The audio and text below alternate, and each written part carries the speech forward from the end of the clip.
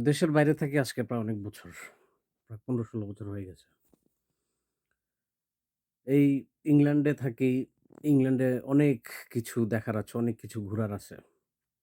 সুন্দর জীবন ব্যবস্থা। সবকিছুই দেখা হইছে।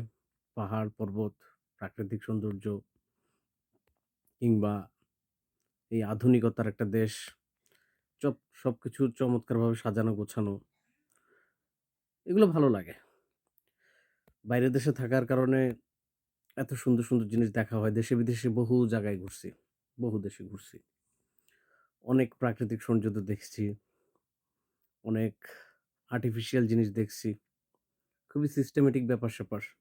এত ডেভেলপমেন্ট। এত কিছু দেখতে খুবই ভালো লাগে। কিন্তু তারপরেও নিজের দেশে ঘুরার মজা, নিজের দেশে ঘুরার আনন্দ, নিজের দেশের মানুষের সাথে চলাফেরা, নিজের দেশের মানুষের সাথে আনন্দঘন সময় কাটানো, দেশের ধুলাবালি, দেশের পরিবেশ, পরিস্থিতি যা কিছুই হোক। আমরা যারা দেশের বাইরে থাকি তাদের জন্য আমরা খুব কম সময়ের জন্য যাই। কিন্তু তারপর আমাদের কাছে খুব ভালো লাগে। এটা আমাদের জন্য ভালো লাগে। দেশে যারা থাকে তাদের কাছে ভালো লাগে না। এটা তাদেরকে আমরা কোনোভাবে এটার জন্য দোষারোপ করতে পারি না যে তাদের কেন দেশ ভালো লাগে না। আমাদের কেন এত দেশ ভালো লাগে। যখন দেশের মানুষের সাথে আমরা কথা বলি, তারা বিদেশে আসতে চায়। আর তারা যখন আমাদের সাথে কথা বলে আমরা বলি আমরা দেশে আসতে চাই। বিদেশটা ততক্ষণই সুন্দর যতক্ষণ না আপনি বিদেশে আসবেন। বিদেশে আসার পর কয়েকটা মাস আপনার কাছে খুব ভালো লাগবে। সবকিছু রঙিন, সবকিছু সাজানো গোছানো, সবকিছু সুন্দর, সবকিছু খুবই অর্গানাইজড, খুবই ভালো লাগে। সিস্টেম, আপনার পড়ালেখা, শিক্ষা, চিকিৎসা বা জীবন ব্যবস্থা সবকিছু খুবই উন্নত, খুবই ভালো লাগার মতো। যখন আপনি যা ইচ্ছা তাই করতে পারেন। মানে লিগ্যাল ওয়েতে। সবকিছু আইন-কানুন মেনে, সবকিছু আইনের ভিতরে নিয়ম-কানুন মেনে চলে। এই নিয়ম-কানুন কোনো কিছু একটা ভাঙলে তখন একটা সমস্যা দেখা দেয়। কিন্তু এত নিয়ম-কানুন ভালো লাগে না। আমাদের দেশে যেমন অনিয়ম করে অনেক কিছু করা যায়। যার কারণে আমাদের দেশে অপরাধও হয় অনেক বেশি। যাই হোক ওইগুলো নিয়ে কথা বলব না। আমি খুব সিম্পল ভাবে কিছু কথাবার্তা বলতে চাই।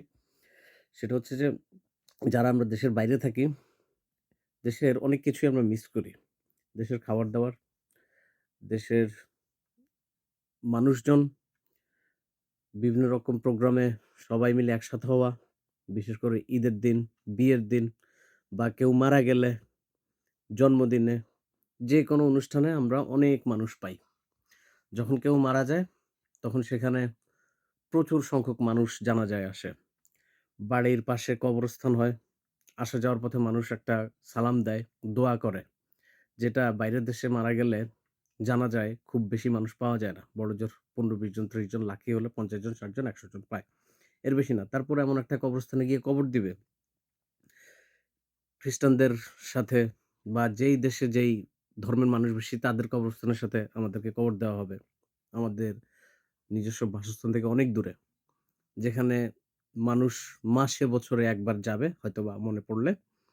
মৃত্যুর পরে কয়েকদিন ঘন, ঘন যাবে। তারপরে আস্তে ধীরে সেই সময়টা বাড়বে। একটা সময় গিয়ে আর কখনোই যায় না।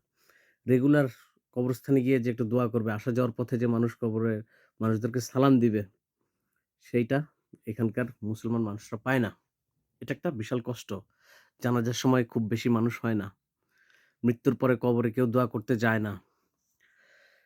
এটা একটা মানি অনেক বড় দুঃখ, অনেক বড় অভাব। তারপরে বিয়ে-শাদিতে যদি যাওয়া হয়, কেউ কাউকে চিনে না। খুব বেশি মানে ক্লোজ না হলে তো যাওয়া হয়। বাট পরিচিত মানুষজন খুব একটা পাওয়া যায় না। আড্ডা দিতে মন চাইলে যেকোনো সময় বন্ধু-বান্ধবকে ফোন দিয়ে বলা যায় না যে, "চলে আসো আড্ডা মারি।" এরকম সময়টা কারো থাকে না। একটা ভালো কমিউনিটি থাকলেও সেই কমিউনিটিতে সবাই যার, যার কাজে ব্যস্ত।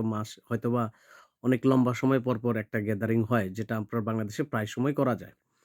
সবাই কাজকর্ম শেষ করে আসলে সন্ধ্যার পর একটু আড্ডা দিতে পারে। ঈদের সময় হলে কি হয়? সবাই মিলে একসাথে ঈদের আনন্দ করতে পারে। ঈদের কয়েকদিন আগে ছুটি দিয়ে দিলে সবাই গ্রামে যায় বা কারো বাড়িতে গিয়ে ঈদ যদি করা হয় সেখানে অনেক মানুষের গ্যাদারিং থাকে। যেটা এই বাইরের দেশে এটা হয় না।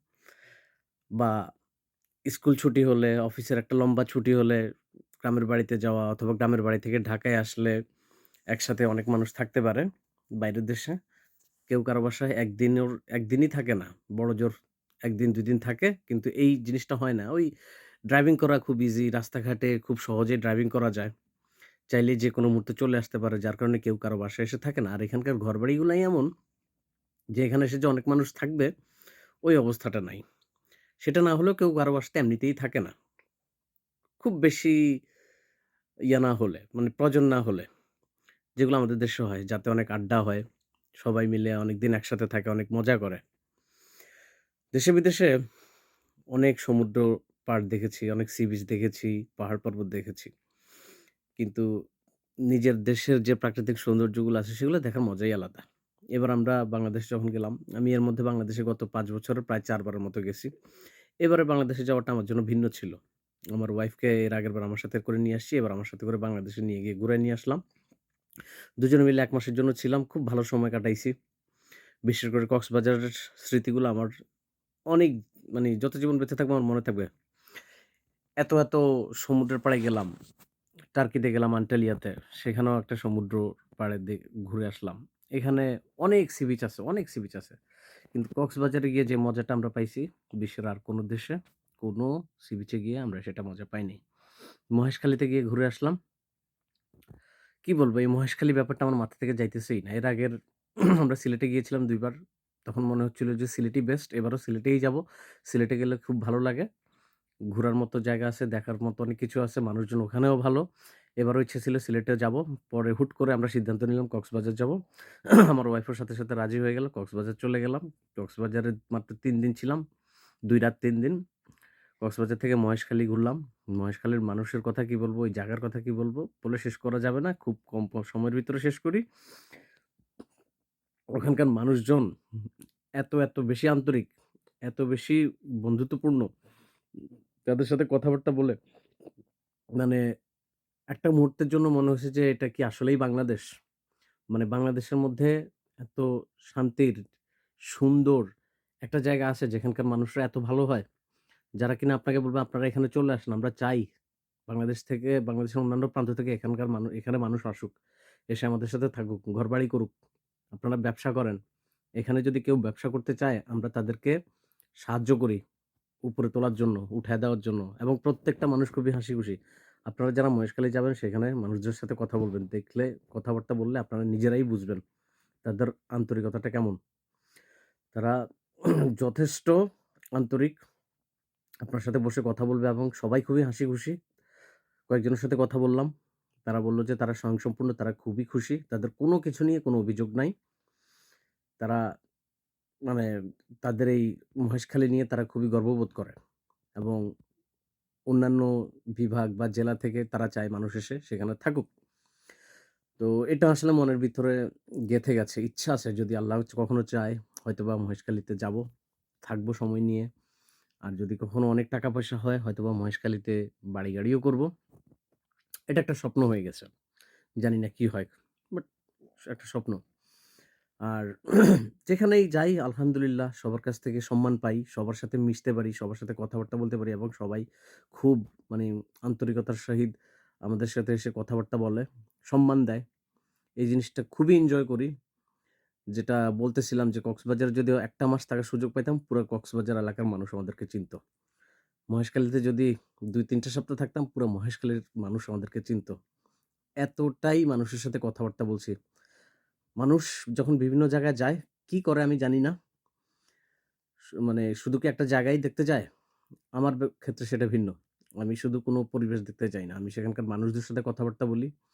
সেটা হোক হোটেলের সিকিউরিটি গার্ড, সেটা হোক একজন চায়ের দোকানদার, সে হোক একজন অটোওয়ালা, সে হোক একজন নৌকাওয়ালা, সে হোক আপনার মুচি, সে হোক একজন দর্জি, সে হোক একজন আপনার চুল যে কাটে তাকে কি বলে? নাপিত। যেই কোনো এই, মানে যেকোনো লেভেলের মানুষ, আপনার মুচি থেকে শুরু করে একজন হোটেলের ম্যানেজার পর্যন্ত, রাস্তার পাশে ফুটপাতে দোকান যারা আছে, সবার সাথে আমি কথা বলব। আমার কথা বলতে ভাল লাগে এবং কথাবার্তা বললে তারা যে কতটা আন্তরিক হয়ে যায়, এই জিনিসগুলা এই দেশে গেলে পাওয়া যায় এবং দেশের কোনো মানুষের কাছ থেকে সম্মান পাওয়াটা, এটা বিশাল বড় ব্যাপার। কারণ বাইরের দেশে উন্নত দেশ, উন্নত শিক্ষা ব্যবস্থা, সুন্দর নিয়মকানুন, তারা একটা নিয়মকানুনের ভিতরে আ বড় হয়। তাদের ওই কালচারটা আছে। তারা অনেক কিছু শিখে। তাই যেকোনো জায়গায় গেলে আপনার সাথে সুন্দর করে কথা বলবে, ভালোভাবে কথা বলবে। আমাদের দেশের ভিতরেও সেটা আছে। কিন্তু যখন কেউ আপনার সাথে সত্যিকার অর্থেই আন্তরিকভাবে আন্তরিকতা নিয়ে কথাবার্তা বলবে এবং আপনাকে সেই সম্মানটা দিবে, এটা বিশাল বড় অর্জন। মানে দেশের মানুষের সাথে মিলেমিশে কথাবার্তা বলতে পারলে তারা যখন আপনাকে অনেক বেশি আপন করে নিবে, অন্তর থেকে সম্মান দিবে, এর চেয়ে বড় পাওয়া আর কিছুই হইতে পারে না। মহেশখালী থেকে যারা এই ভিডিও দেখতেছেন, তাদেরকে আমি আবারও জানাই আপনাদের ওখানে খুব কম সময়ে মাত্র ৫-৬ ঘন্টার মতো ছিলাম। কিন্তু যতটা সময় আপনাদের সাথে কাটিয়েছি, খুব ভালো একটা মুহূর্ত গেছে। এখানে সিলেটের অনেকেই আছে যাদের সাথে এর আগে ২ বার আমরা সিলেটে যাওয়ার পর অনেকের সাথে পরিচিত হয়েছিলাম। তারাও আমাদেরকে ফলো করে। তো যারা এখন ভিডিওটা দেখবেন, আপনাদেরকেও বলি সিলেটের মানুষরা আপনারাও খুব ভালো। ইনশাআল্লাহ টাকা-পয়সা হলে ভবিষ্যতে বাংলাদেশের সবগুলো জেলাতে, সবগুলো উপজেলাতে, সব জায়গাতে যাবো। আল্লাহ যেন আমাদের সেই স্বপ্নটা পূরণ করে। বাংলাদেশের প্রত্যেকটা কোণায়, কোণায় যাইতে চাই। প্রত্যেকটা মানুষের সাথে কথাবার্তা বলতে চাই। বাংলাদেশের প্রত্যেকটা সৌন্দর্য দেখতে চাই। নিজের দেশটাকে ঘুরে দেখার মজা, নিজের দেশের মানুষকে জানা, এটার চেয়ে বড় আনন্দ পৃথিবীর আর অন্য কোথাও নাই। রাস্তাঘাটে ঘুরে খাওয়া-দাওয়া করা, দামি হোটেলে খাওয়া-দাওয়া করা, দামি জায়গায় থাকা, কম দামি জায়গায় থাকা সবকিছু আমি বাংলাদেশে করতে চাই। দেশের প্রতি আমার ভালোবাসা অগাধ। আজকে এত বছর দেশের বাইরে থাকি বিন্দুমাত্র একটা মুহূর্তের জন্য বাংলাদেশকে কখনো ভুলি না। সবটা সময় বাংলাদেশ আমার ভিতরে থাকে। হ্যাঁ, দেশের অনেক, অনেক নেগেটিভ কিছু আছে। দেশকে নিয়ে মাঝে, মাঝে বিরক্ত হই। কিন্তু যত যাই হোক, এটা আমার দেশ। আমি আমার দেশের ভালো চাই। আমার দেশের ভালো হোক, উন্নত হোক, উন্নতি ঘটুক। সেটাই চাই। সেই চাওয়া থেকে হয়তোবা খারাপ লাগা কাজ করে যে দেশটা এত সম্ভাবনাময় একটা দেশ। এখানে ভালো কিছু হয় না কেন? যদি ভালো কিছু হয় আমাদের সবার জন্যই মঙ্গল। তো দেশকে নিয়ে কথাবার্তা বলতে গেলে অনেক বেশি আবেগ আপ্লুত হয়ে যাই। দেশকে ভালোবাসি, দেশের মানুষকে ভালোবাসি, সবকিছুকেই অনেক বেশি শ্রদ্ধা করি। আ দেশের ভালো চাই। দোয়া করি দেশ আরো উন্নত হোক, আরো ভালো হোক। মহেশখালীর মতো হয়ে উঠুক সারা বাংলাদেশ। মহেশখালীর মানুষের মতো হোক সারা বাংলাদেশের মানুষ। সবখানেই ভালো খারাপ মিলিয়ে আছে। বাট মহেশখালী ব্যাপারটা অন্যরকম। হৃদয়ের একটা অন্য জায়গায় থাকবে মহেশখালী। সবাই ভালো থাকেন, সুস্থ থাকবেন। আল্লাহ হাফেজ। আসসালামু আলাইকুম।